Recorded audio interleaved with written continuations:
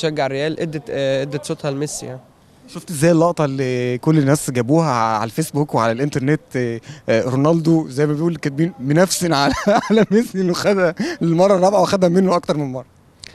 اه طبيعي يعني، كل واحد بتختلف واحد لواحد من جواه يعني، بس نقول الحمد لله ان خدها ميسي عشان مبسوط جدا، وان شاء الله دايما ميسي وبرشلونة فوق ان شاء الله. انت كلعيب ليك وجهه نظر، وانا عارف انت بتتفرج على الدوري الاسباني والدوري الانجليزي ومتابع بشكل كويس قوي.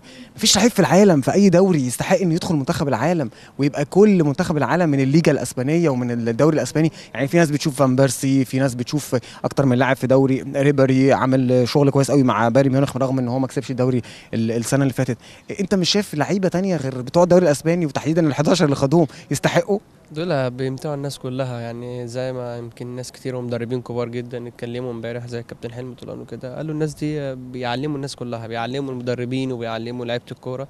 دول حاجة يعني مدرسة وحاجة جميلة، وإن شاء الله دايما يعلمونا ويمتعونا يعني إن شاء الله. اخيرا الدعوه اللي هتدعيها لمصر ودعوه هتدعيها في العمره تبقى لمين وتقول فيها ايه؟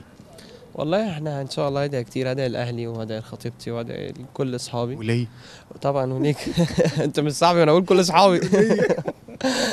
وان شاء الله ندعي لمصر ان تستقر وترجع الامور احسن من الاول، والدوري ان شاء الله يرجع، عشان في ناس كتيره جدا متضرره من ان الدوري ما يرجعش يعني. شكرا يعني. شكرا. ده كان لقائنا مع النجم الجميل وليد سليمان، اطمنوا عليه كل حاجه ان شاء الله هتبقى زي الفل.